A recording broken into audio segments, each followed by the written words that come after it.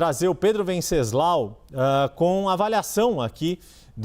e apuração, né, de como esses números foram avaliados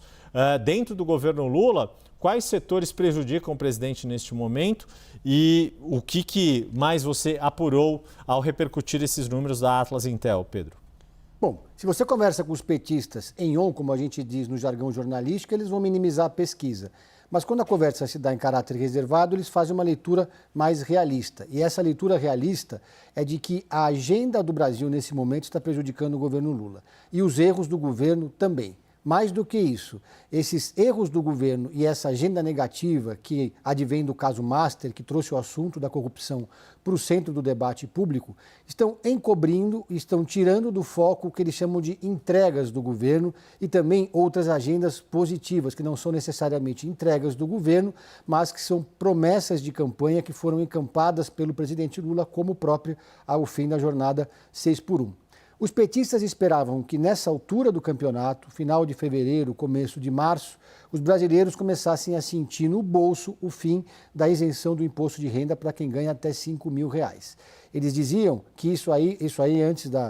no final do ano passado, que nessa altura, lá para fevereiro e março, isso seria dinheiro na veia de 15 milhões de pessoas, que são 15 milhões de eleitores que estariam se conectando, queriam se reconectar, na verdade, com o presidente Lula. Gente que já votou no Lula, mas deixou de votar, ficou um pouco desapontado com governos petistas ou mesmo sentiu a fadiga de material de um presidente que está no terceiro mandato e de um partido que já está ocupando a presidência há tanto tempo. Esperavam também que essas promessas do governo estivessem repercutindo mais e positivamente entre o eleitorado, como o fim da jornada 6x1, e daí também até a questão do fim das tarifas, depois de toda a articulação que foi feita pelo governo Lula, pelo ministro Geraldo Alckmin. Ocorre que veio então o caso Master, esse desgaste todo envolvendo o Supremo Tribunal Federal, o ministro Alexandre de Moraes, o ministro Dias Toffoli, não que o caso, na avaliação dos petistas, tenha atingido diretamente o Palácio do Planalto, apesar do caso de Ricardo Lewandowski, ministro da Justiça, cujo seu escritório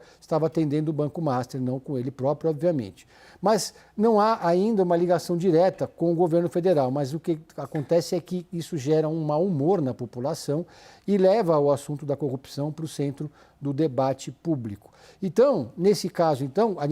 para os petistas, foi isso que levou ao crescimento de Flávio Bolsonaro e à queda do presidente Lula. Outra leitura dos petistas é que, até o momento, Flávio Bolsonaro vem crescendo, e o PL também pensa assim, eu vou dizer isso daqui a pouco, mas vem crescendo no vácuo da direita e sem ter sido alvo de nenhuma